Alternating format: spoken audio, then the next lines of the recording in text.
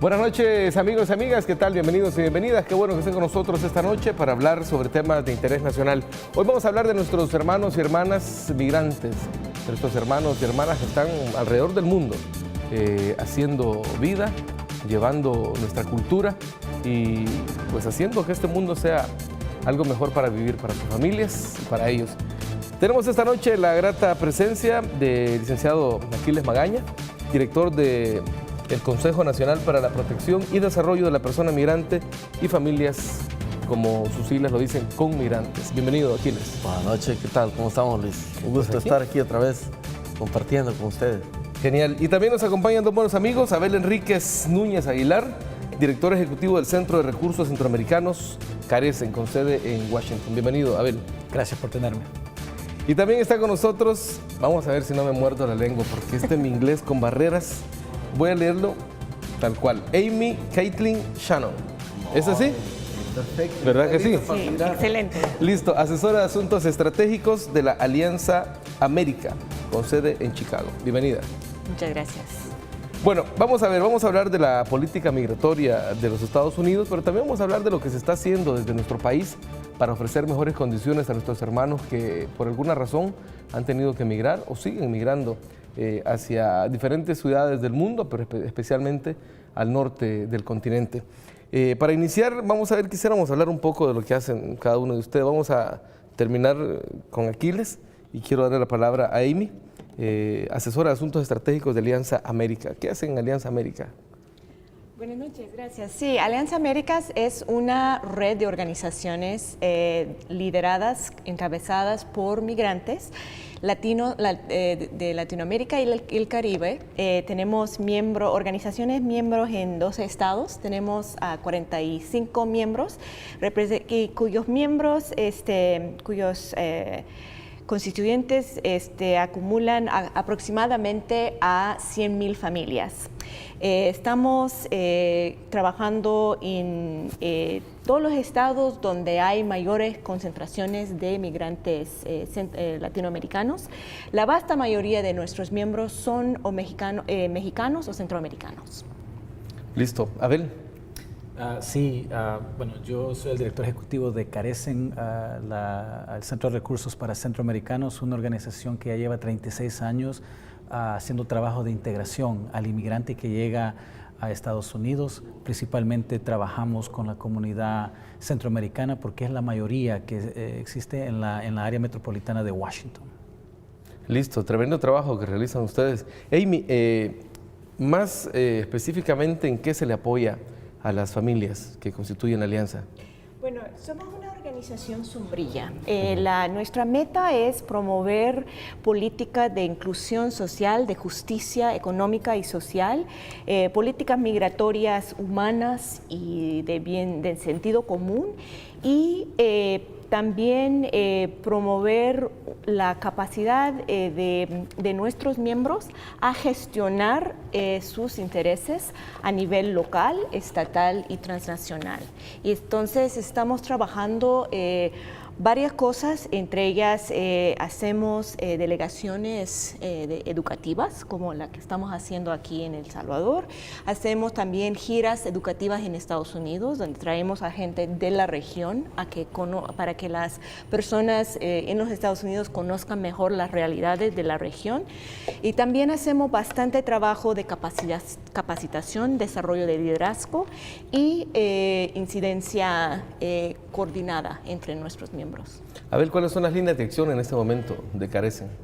Bueno, nosotros como organización comunitaria tenemos servicios directos, tenemos una clínica legal de inmigración, tenemos programas de vivienda, sobre todo lo que lleva a la integración exitosa de los inmigrantes que llegan a la región, pero a la misma vez también trabajamos en incidencia local al nivel de la municipalidad, pasar leyes y políticas que aseguran que los inmigrantes puedan tener una vida digna en su nueva comunidad, pero también nos alineamos con organizaciones a nivel nacional para tratar de incidir en las políticas de inmigración de Estados Unidos, pero a la misma vez, en conjunto alianzas, venimos a la región para asegurar que los países de donde salen los inmigrantes también tengan hagan políticas para que la migración no se haga necesidad para sobrevivir, pero sino que la gente lo haga porque, o sea, lo quiera hacer. Listo. Ahora, entiendo que está en nuestro país por un encuentro muy interesante, se llama Consulta Interinstitucional rumbo al Pacto Mundial para una Migración Segura, Ordenada y Regular.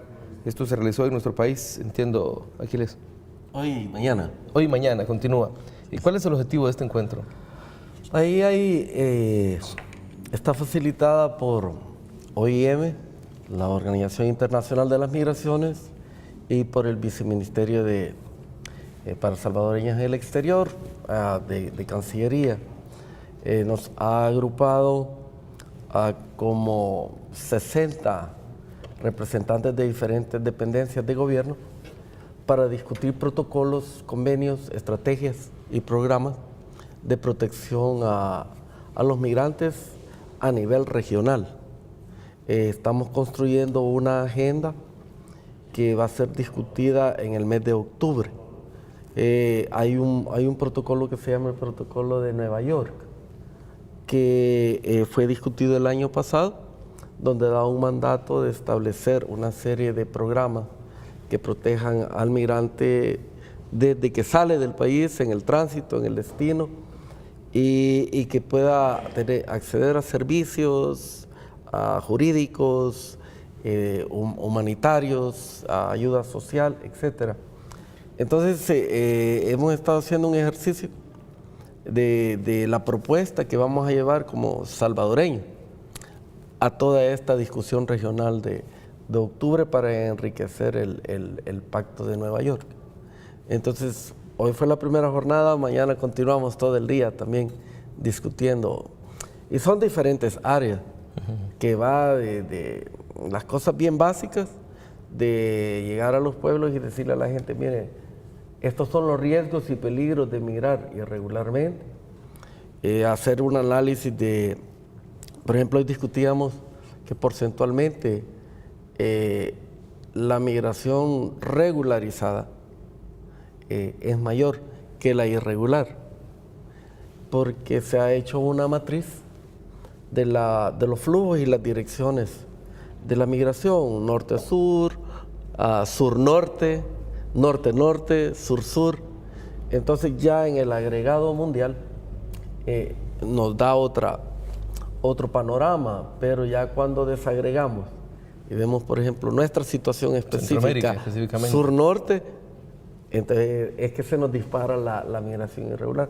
También estamos afinando conceptos, por ejemplo, como qué es una migración normal o ordenada o regular, porque en los diferentes foros hemos notado que se entiende de diferente manera. Bueno, una migración regular puede ser que la gente sale regularmente a otro país, pero en algunos organismos lo que se quería decir es una migración regularizada. O legal, digamos. O legal, ¿verdad? Pero vaya, esa es otra, o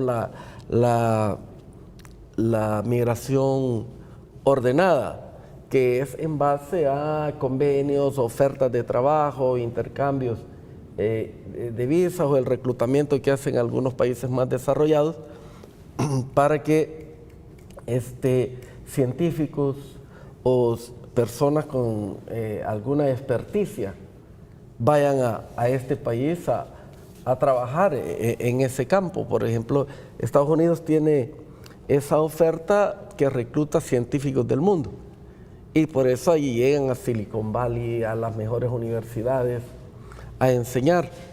Entonces esa es una migración ordenada en base a una oferta. Pero también veíamos los límites que hay, porque si hay una oferta de trabajo de 15,000 posiciones, ¿verdad?, en un programa, en una fábrica o de una industria, lo que sucede es que hay 500,000 de personas queriendo accesar a esos 15,000, entonces ahí ya se nos desordena el asunto, porque no hay una oferta que esté como en situación de igualdad con la demanda que hay. Y así, entonces se están definiendo esos conceptos, luego identificando los grupos más vulnerables. Se notaba que en todos los protocolos siempre se ha dejado como de ladito la protección específica a las niñas y niños. Entonces, y en la revisión de leyes que hay por país, sí hay una ley, ¿verdad?, que pone por sobre todo, le da primacía a la protección del niño, pero no está incluida como tal en los protocolos, o la protección a las mujeres. Y incluíamos otros grupos que están más vulnerables todavía, de la tercera edad, o por la orientación sexual, o por la preferencia de fe o religiosa. De cómo hacemos para ampliar y profundizar en el perfil del migrante, que no es simplemente el obrero, el campesino clásico. Y por ejemplo, hay un concepto que no lo alcanzamos a discutir ahora, pero tal vez sí, que qué es lo urbano y qué es lo rural. Sobre todo en países como los nuestros, que casi no hay diferencia. Es decir, no hay diferencia, porque en el pasado lo rural representaba lo tradicional, lo atrasado. Pero hoy usted va a cualquier pueblo rural, está más moderno que algunos barrios de la ciudad, que es lo urbano. Entonces... No, y si no mira la experiencia aquí, San Salvador y Santa Tecla. Antes vos, de San Salvador a Santa Tecla, había una brecha, pasabas por los cafetales y luego llegabas al pueblo de Santa Tecla. Ahora prácticamente es una sola ciudad. O si usted va a un pueblo, vaya a Huarjila, vaya a Intipucá, son pueblos alejados, ¿verdad? El Polvo, el Cantón El Pueblo, El Polvo o Piedra Blanca. Pero ahí todo el mundo tiene la tecnología, está adquiriendo los servicios que le dan el carácter de urbano a un conglomerado de gente. Entonces, esa línea difusa que hay entre lo urbano y lo rural se está perdiendo en muchos países del mundo, no solo en El Salvador.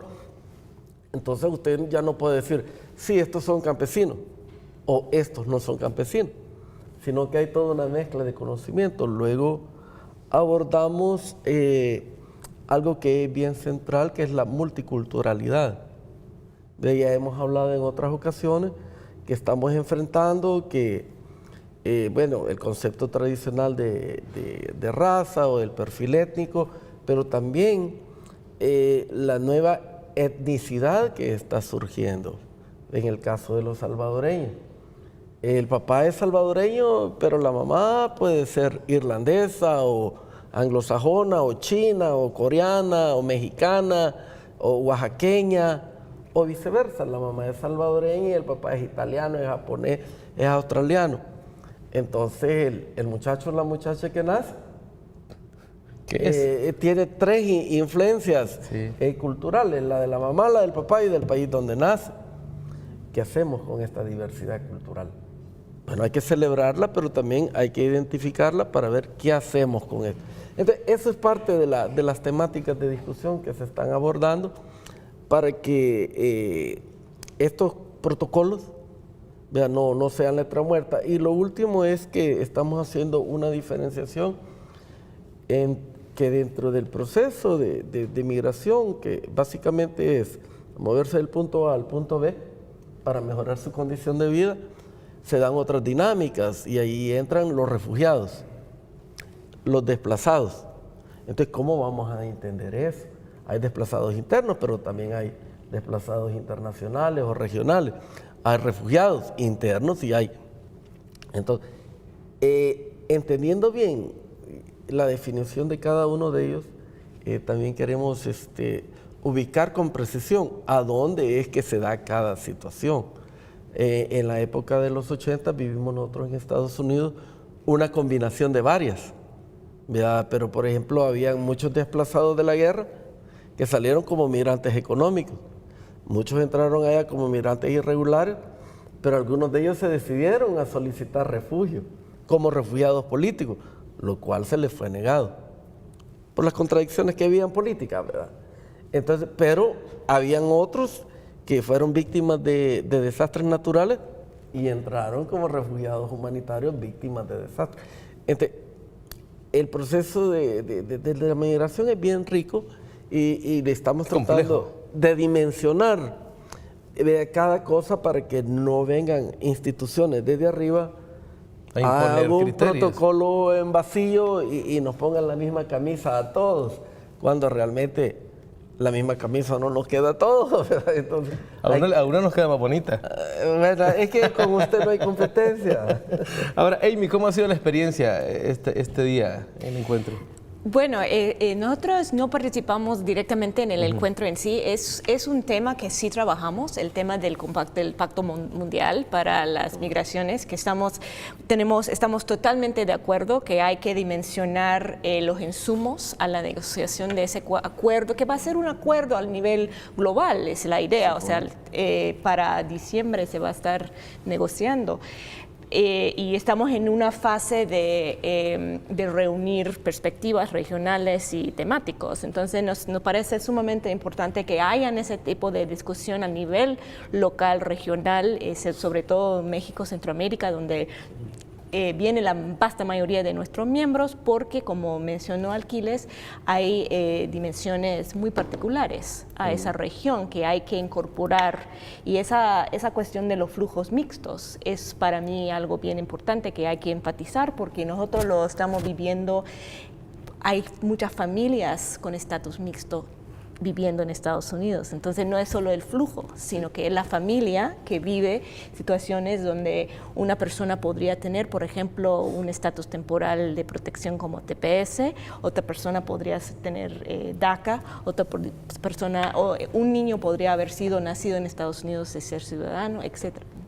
Ahora, entrando ya en materia de la política migratoria actual de los Estados Unidos, ¿qué elementos contiene esa política que se está implementando en los Estados Unidos? Comenzamos contigo, a ver. Sí, yo creo que hay que entender un contexto de lo que está pasando en el país, de que la clase dominante en Estados Unidos ha venido perdiendo espacio, riqueza, y esa presión económica ha forzado de una tendencia de cerrar las fronteras, de ver el extranjero como el enemigo, aunque es un país de inmigrantes, o sea, eso es claro. Y yo creo que ahora, con el gane del presidente Trump, hay claramente personas en esa administración que quieren limitar el flujo migratorio hacia Estados Unidos. Los dos flujos, el flujo irregular y el flujo regular. O sea, quieren disminuir la capacidad de gente poder entrar.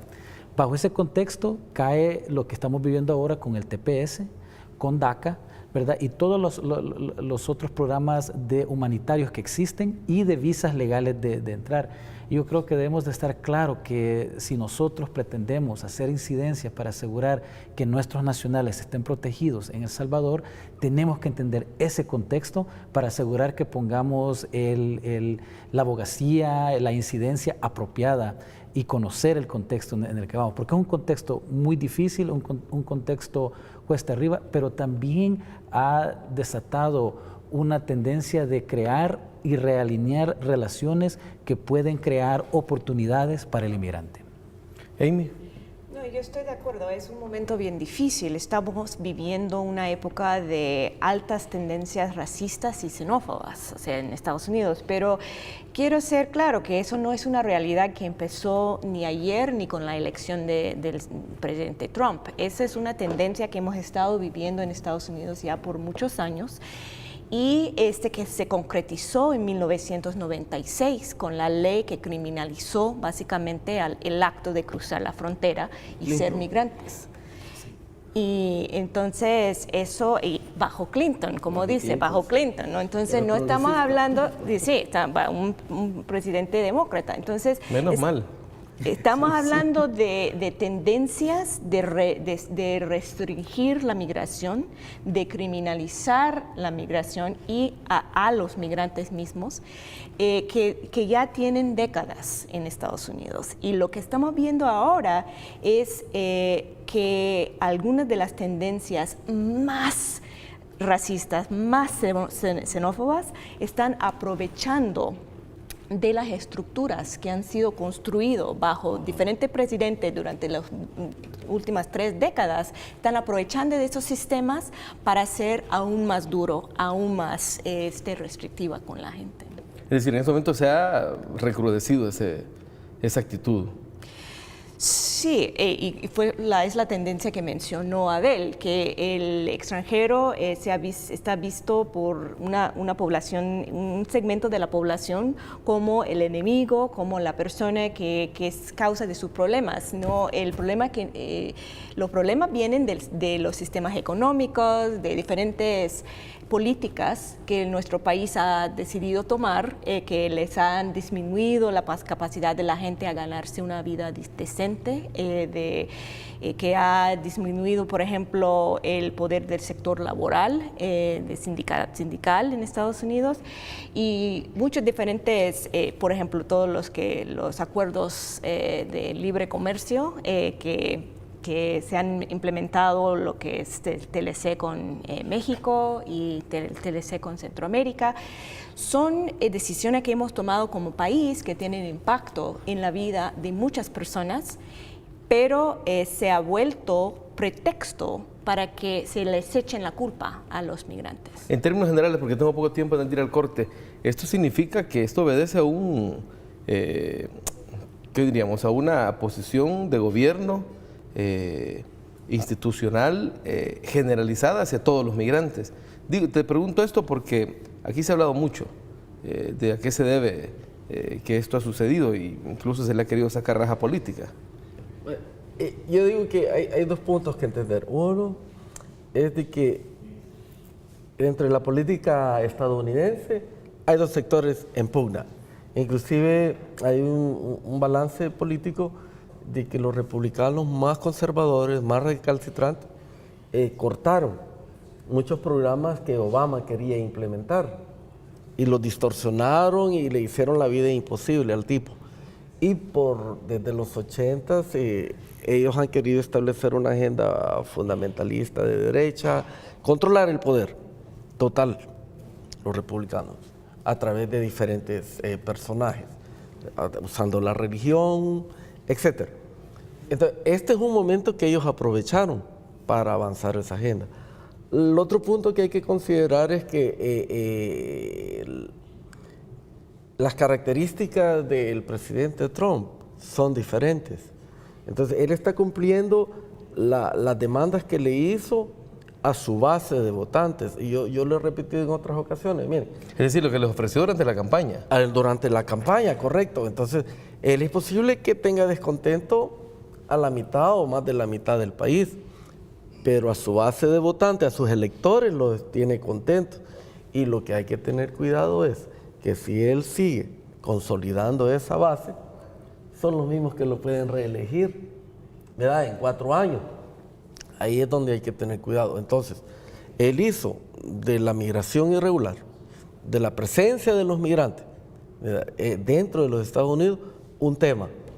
Y le dio vuelta, en lugar de ver las contribuciones que han hecho los migrantes a Estados Unidos, dijo, no, estos están desplazando una cultura dominante, que se dice la cultura blanca, pero también estaba irrumpiendo en espacios de otras culturas más tradicionales en Estados Unidos. Es decir, los enfocó como una amenaza. Exacto. Entonces, los ocupa como excusa para adelantar su agenda política. El último punto que hay que entender es que Trump pertenece a un grupo de lo que se denomina plutócratas, que son los multimillonarios queriendo hacerse más multimillonarios, que no son una clase política, ellos no son políticos de carrera, ellos pagan las campañas de los políticos, ¿verdad?, de los que fueron a la universidad a estudiar para ser políticos. Entonces, revise el gabinete, todos son multimillonarios, han sido jefes ejecutivos. Entonces, eso en ciencia política se denomina plutocracia, el poder político asumido directamente por los ricos, algo que los salvadoreños aquí, la oligarquía quiso hacer, pero no les salió, y por eso tenemos lo que tenemos ahorita. Bueno, aquí les tengo que hacer una pequeña pausa.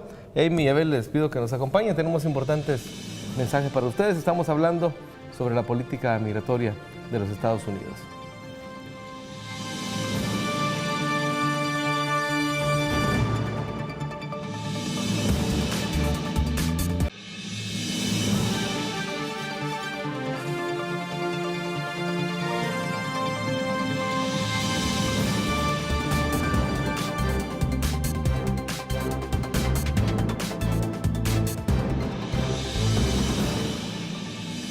Muchas gracias por continuar en sintonía de Gente de Opiniones. Seguimos conversando con nuestros buenos amigos sobre la política migratoria de los Estados Unidos. Bueno, ya pudimos hablar sobre el contexto en que se desarrollan estas políticas y este martes 5 de septiembre el presidente de Estados Unidos, Donald Trump, ordenó la suspensión del programa DACA, que permite a más de 800,000 migrantes indocumentados trabajar y estudiar en Estados Unidos. Vamos a ver las declaraciones que dio el canciller de la República, Hugo Martínez, al respecto, que esta es una de las más recientes acciones, medidas que se toman como parte de esa política migratoria. Vemos las declaraciones y luego las comentamos, ¿les parece? Veamos. No están deportando a nadie, ni hoy, ni mañana, ni pasado mañana. De esta manera, el ministro de Relaciones Exteriores dejó claro que ningún salvadoreño beneficiado con DACA está en riesgo inmediato de ser deportado. Voy a ser categórico. Esto no significa una deportación inmediata y directa. El comunicado de la administración es muy claro y dice que teniendo ellos la alternativa de decidir por terminar el programa abruptamente, optaron por la segunda alternativa, que es dar 6 meses para buscar una salida y que esa salida se construya en el Congreso de los Estados Unidos. Durante este periodo, el Congreso de los Estados Unidos deberá encontrar una alternativa legislativa que resuelva la situación de los beneficiados con DACA. Según el ministro Martínez, ya hay antecedentes y la expectativa es positiva. Por ejemplo, la ley NACARA le dio una salida, una pasarela, un puente legal a beneficiarios de TPS allá por el año 91, que habían sido beneficiarios de TPS por el año 91 de Nicaragua, de El Salvador y de otros países, y con la ley NACARA esas personas pasaron ya a tener un estatus permanente en los Estados Unidos. Detalló que en total son 800,000 jóvenes y adolescentes los beneficiarios y que en su mayoría son estudiantes. Solo de México son 600,000 de esos 800,000. Y en nuestro caso, según las últimas conversaciones que hemos tenido con DHS, teníamos una cifra inicial de inscripción de 30,000, pero podría oscilar entre 30 y 60,000 las personas que podrían estar en este programa de DACA. Desmintió que este tipo de decisiones del gobierno estadounidense tenga matices ideológicos. La política migratoria de la administración Trump no tiene un signo ideológico, no tiene un signo de con unos gobiernos o con otros gobiernos del continente, es pareja para todos. Y por eso no solo debemos unirnos internamente nosotros, sino también que debemos unirnos los demás países para abogar por nuestra población TPS. Es importante mencionar que según la información del gobierno norteamericano, todos los que tengan un permiso DACA y que expire entre el 5 de septiembre de 2017 y el 5 de marzo de 2018 podrán solicitar una renovación de 2 años. Esta solicitud deberá presentarse antes del 5 de octubre. Bueno, ahí teníamos las declaraciones del canciller de la República. Abel, si pudiéramos ampliar más, ¿en qué consiste este programa DACA? Bueno, el programa DACA era una protección dado por el Ejecutivo de la deportación y a la misma vez daba permiso de trabajo. Era un programa que se le daba bajo la autoridad del Ejecutivo, dado de que el Congreso no pudo pasar una ley. O sea, el Congreso de Estados Unidos es el único que puede cambiar las leyes y darle la residencia permanente a un grupo de personas, a una clase de personas. Esto era el Ejecutivo tratando de proteger cómo iba a ejecutar la ley, que todo mandatario tiene la capacidad de hacer. Esto fue de 2012. Sí, exacto. Entonces, pero lo que estamos viendo es muy interesante lo que el canciller dice, porque sí es verdad de que no hay un riesgo inmediato, pero lo que hay que estar en cuenta es que sí hay riesgo. O sea, lo que les está quitando protección a un grupo ya vulnerable y los está haciendo más vulnerables, y ahora van a ser, cuando se les acabe el permiso, si son capturados por la policía migratoria, van a ponerse en proceso de deportación. Lo que hay que recordar es que es diferente o hay que reconocer de que es un proceso legal, hay un marco legal. Ser detenido no es ser deportado. De entre todo ese proceso no es inmediato tampoco, no es como que lo detengan a uno el lunes y el jueves ya está uno aquí en El Salvador. No, es un proceso donde hay momentos donde se puede interceder legalmente para rescatar a la persona, pero es bastante difícil, bastante costoso. Pero sí va a llegar a su conclusión final, que es la deportación. Eso sí es verdad que no van a venir los 200,000 más los 60,000 DACA o TPS el mismo día, pero sí van a ser parte de ese flujo de las personas deportadas que van a poder venir a dar un cargo a esta nación. ¿A quiénes protege específicamente, Amy, este programa? Bueno, o explícanos cómo es que alguien puede optar a DACA.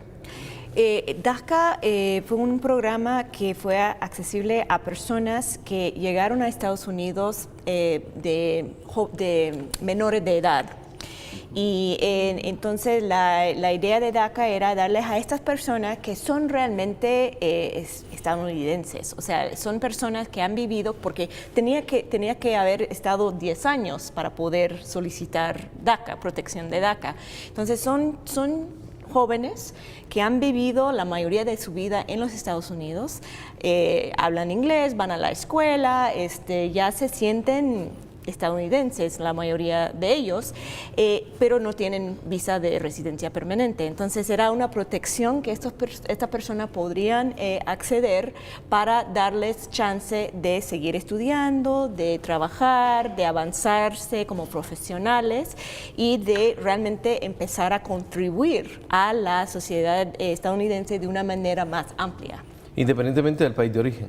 Independientemente del país de origen. Es decir, hay mexicanos, hay... Sí, o sea, lo que dijo el canciller, como 620,000 de ellos son mexicanos, lo cual tiene sentido porque ese es el flujo más grande de personas migrantes en Estados Unidos. Unos 30,000 son salvadoreños, es uno de los países que tiene la mayor cantidad, es el segundo en números, pero no realmente el país de origen no importa para DACA. Ahora, Aquiles, ¿esta medida es una suspensión inmediata o ha dado un plazo al presidente para que pueda haber la búsqueda de una salida por parte del Congreso? Bueno, la suspendió ya, ¿verdad? Pero ha dado como 6 meses. Que son el periodo donde se iba a renovar nuevamente, pero... Es decir, en este momento ya nadie puede solicitar DACA. Ya no, ya nadie. Se terminó. Ya nadie, se terminó. Ahora, Trump le ha tirado la pelota al Congreso y le ha dicho, miren, esto fue hecho de manera no adecuada en el Ejecutivo. Ahora le toca al Legislativo arreglar la situación. Y como mencionaba Abel, han habido varios intentos en los últimos 8 años de desarrollar una propuesta coherente de reforma migratoria, algo que pudiera parecerse a lo que se dio en el 86 o algún otro tipo de reforma que permita legalizarse. Recuerde que hay en Estados Unidos alrededor de 11 millones de personas en estado irregular. En el caso específico de salvadoreños, hay un estimado de lo que pudieran ser migrantes irregulares que no puede haber precisión en eso, realmente no sabe. Algunos dicen 700,000, otros dicen 1 millón, etc. De lo que se da cuenta precisa es de los que han sido beneficiados por el TPS, que hasta en este momento son 186,000, ¿verdad? Por eso se habla de los casi 190,000. Y de los 28,000 de DACA. Ese es el número. Ahora, es importante también ver que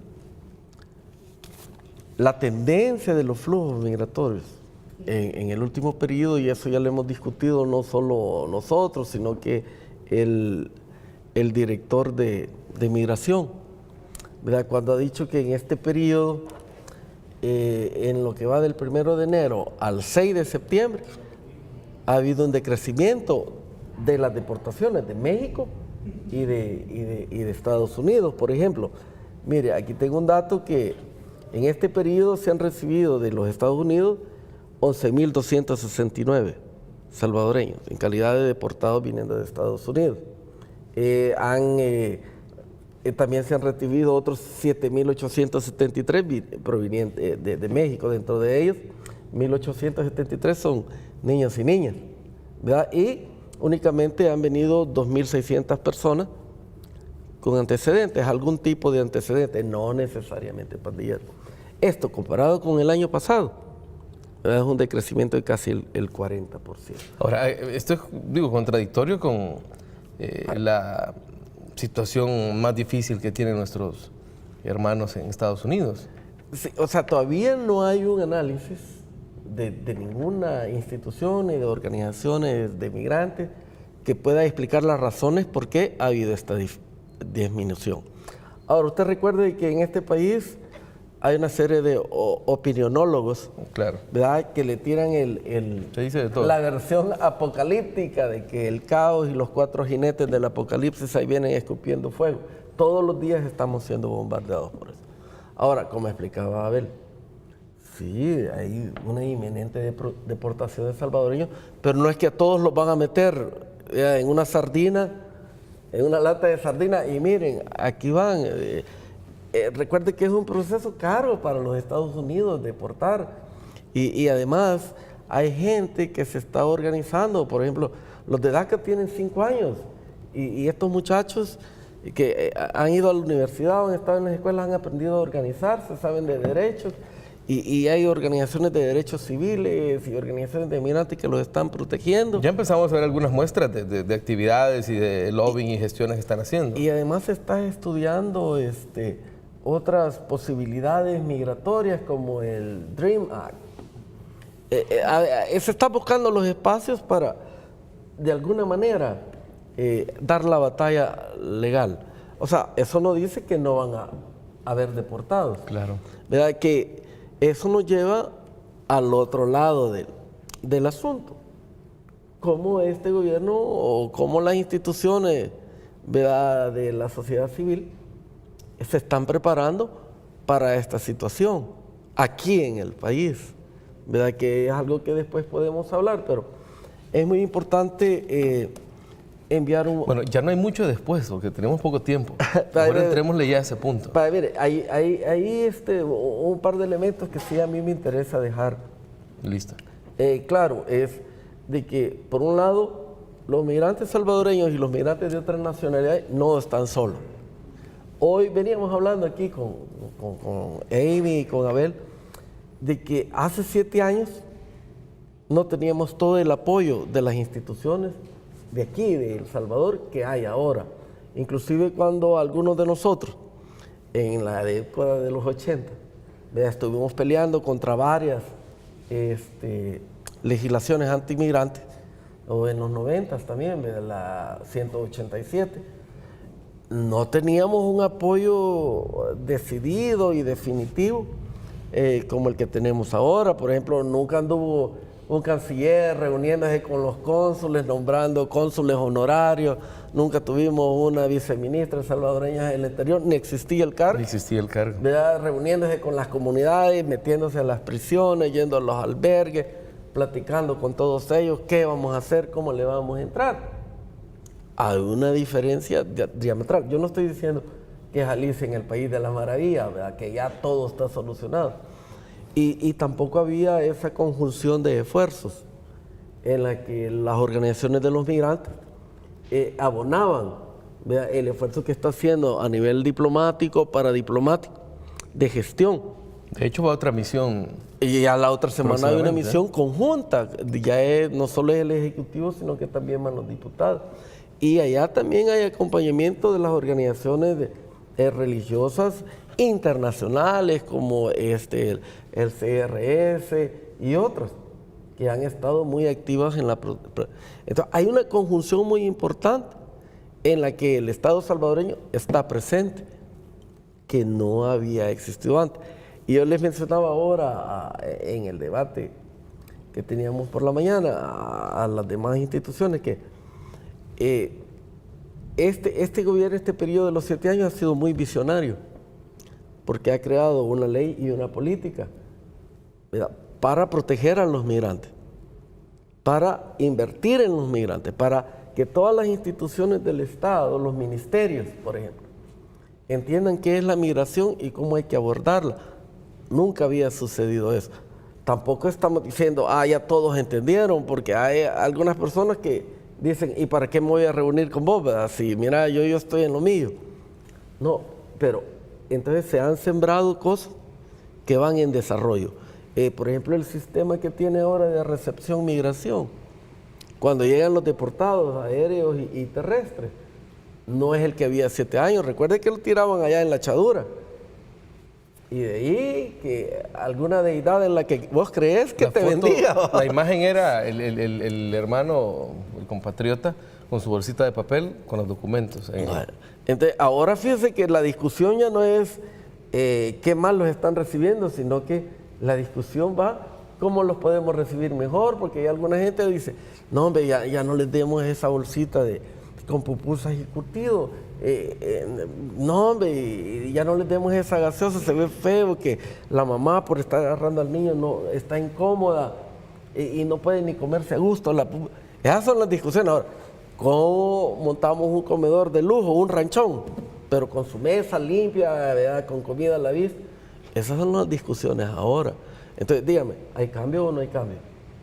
¿Verdad? De que no te den ni agua, que nadie diga, ¿verdad?, aquí corrió, aquí vivió, a que estemos en una discusión de cómo mejorar y dignificar la atención. Porque entiendo que hay programas incluso que ven la parte psicológica, oportunidades para empleos o para emprendedurismo, bueno, toda la parte legal. Todo, sí, mire, son cosas bien embriónicas. Por ejemplo, la Dirección de Vinculación del Viceministerio para Salvadoreños en el Exterior, en año y medio que tiene de haber lanzado su programa de ventanillas de orientación, ha contactado y ha informado a 60,000 salvadoreños en año y medio. Y les ha dicho, miren estas oportunidades. Y de esos, alrededor de 3,000 han agarrado la información y se han metido en algún tipo de programa, recibiendo algunos de los beneficios del Estado. Y hay, por ejemplo, casos bien específicos en los que estos migrantes se han reintegrado y hay un chef, hay una dueña de otro negocio, hay alguien que inclusive tiene una compañía de construcción que está empleando a los mismos migrantes retornados, etcétera. Entonces se están desarrollando una serie de cositas que a la vuelta de 5 años vamos a tener otra estructura. Ya, por ejemplo, el conmigrante va a pasar de ser un consejo a posiblemente el Ministerio de los Migrantes y cosas así que las tenemos que ir soñando. Ya hay una viceministra para los salvadoreños en el exterior, ¿verdad? Pero es dependencia de Cancillería. Claro. Entonces, eso es muy bueno. Mire, la viceministra Magarín, nunca habíamos visto un despliegue consular, ¿verdad?, donde hay mejoras en los servicios consulares. Se ha acercado, se ha limpiado toda aquella nebulosa que había sobre los consulados que le cobraban excesivamente por el servicio consular.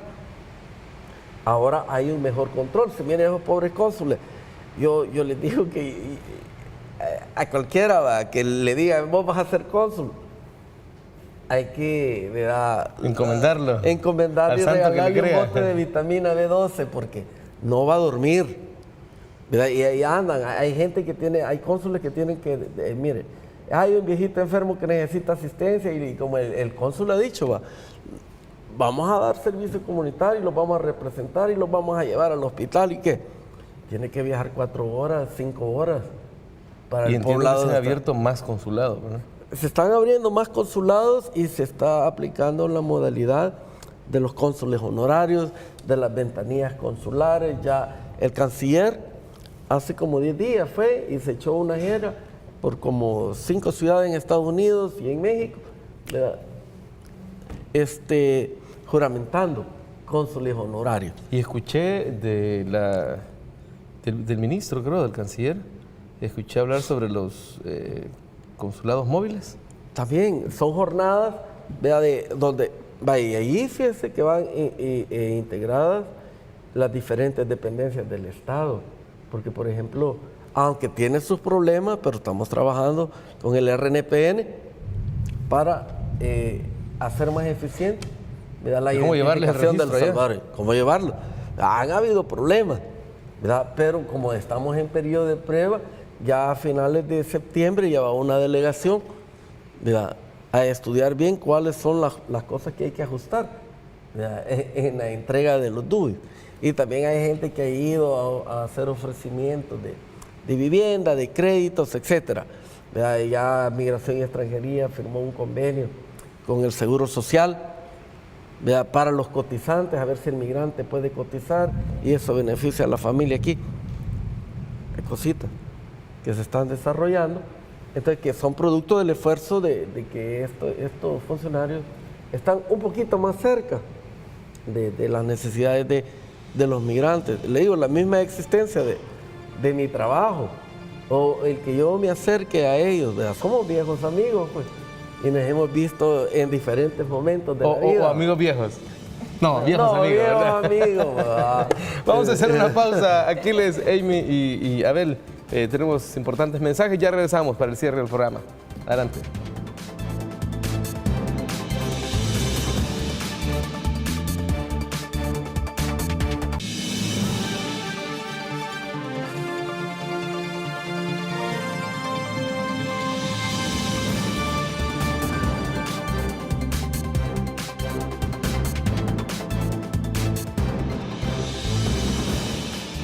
Muchas gracias, amigos y amigas. Seguimos hablando sobre la política migratoria de los Estados Unidos. Vamos a ver cómo han visto, a ver si me regalan unas opiniones sobre lo que nos ha contado nuestro amigo Aquiles, de cómo se está avanzando desde Comigrantes y desde el gobierno en general la atención a nuestros hermanos. No, sí es verdad que ha mejorado las condiciones, pero en cierto aspecto es la responsabilidad de la nación de proteger sus connacionales en cualquier parte del mundo donde se encuentren. Eso en realidad nosotros queremos asegurar de que este trabajo continúe. Lo que nosotros venimos a hacer aquí como parte de la diáspora salvadoreña que está en Estados Unidos es que coordinemos, que nos usen a nosotros como recursos, que retroalimentemos la información que nosotros manejamos en Estados Unidos como actores de la sociedad civil, ¿verdad? Y que nosotros vengamos y aprendamos de la situación real de lo que vive el salvadoreño, porque ahorita estamos un poco muy desconectados y vivimos nuestras vidas en el Estados Unidos y en El Salvador, y a veces solo la remesa es lo que nos vincula.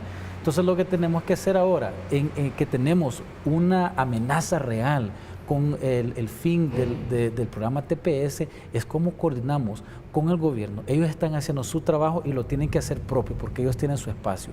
Pero los actores de la sociedad civil en el país, en los países de tránsito y en el país receptor como Estados Unidos deben jugar su papel en conjunto para asegurar la protección máxima del inmigrante. Porque al final de cuentas el más vulnerable en todo este papel es la persona que tiene que salir forzada, ¿verdad?, por las diferentes condiciones que existen en el país. O sea, a nosotros nos alegra que la Asamblea, el gobierno lo está viendo como un tema del TPS de país y no de partido. Y esperamos de que eso siga adelante y podamos coordinar y hagamos el esfuerzo máximo para asegurar conseguir una extensión al programa. Y si no logramos eso, que coordinemos para el que hacemos después. ¿Qué le vamos a ofrecer a nuestra gente si es que se llega a terminar a la OTACA? ¿Qué vamos a hacer con ellos en 6 meses? Amy, tenemos que ver esto como una oportunidad entonces. Sí, no, yo creo que es una amenaza, sí, pero también es una oportunidad porque lo que estamos viendo son, a veces los crisis creen creatividad, y lo que mencionó Aquiles de que ya diferentes sectores que de repente en el pasado no estaban trabajando tan de cerca, ya se están vinculando. Los sectores religiosos, por ejemplo, los sectores de la sociedad civil, y yo diría que las mismas organizaciones de migrantes son actores muy importantes que se han desarrollado mucho su capacidad de hacer gestión, y un sector muy importante en todo eso va a ser el sector privado, porque el hecho de que los migrantes son una bendición a los Estados Unidos es cierto, y son una bendición a sus países de origen también, porque están apoyando a familias que hubieran sido muy vulnerables sin esos apoyos de sus familiares. Entonces, esto para mí es lo que hay que enfocarnos en reconocer al migrante como una bendición tanto a su país de origen como a su país de destino y construir políticas migratorias a base de esa premisa y no a base de la premisa de parar la migración, que es como la meta que nosotros tenemos, involucrando a todos los diferentes sectores, incluyendo el sector privado, que ha sido uno de los beneficiarios más fuertes de todos estos sistemas migratorios. Aquiles. Mire, como parte de ese mensaje de que los salvadoreños no se deben de sentir solos, yo quisiera que tomaran nota de algunos números de teléfono para reportar, para recoger información, para ser orientados de qué hacer en caso de, ya sea de detención o alguna emergencia, tanto huracán que está entrando de Estados Unidos. Entonces, hay un call center en Estados Unidos que pueden llamar al número 1-888-30-111-30. Hay un call center en México que es el 01800-747-6117. Y a través de WhatsApp, que es un número internacional, mundial, pueden escribirle a cualquier hora de la noche, en cualquier circunstancia, al 7070-1071. Entonces, estos son números muy importantes de recordar. Tenemos poco tiempo, pero repitámoslo. 1-888-30-1130 en Estados Unidos. En México, 01800-747-6117. Y el WhatsApp, 7070-1071. Me alegra mucho que estemos aquí conversando con esto. Abel fue de los que recibió directamente la política el 28 de julio y me alegra ya verlo activo. Amy la queremos ver más seguido aquí en el país. Al jefe de ella, Oscar Chacón, el grillo, lo queremos invitar también aquí que venga a conversar contigo. Perfecto, y que estas visitas sean más frecuentes, porque este tema definitivamente que tiene que ser una prioridad para todo nuestro país. Abel, Amy, gracias. Gracias por tener aquí. Aquiles. Hasta pronto. Amigos y amigas, quédense con GTV porque hay mucho más para todos y para todas. Pasen buenas noches.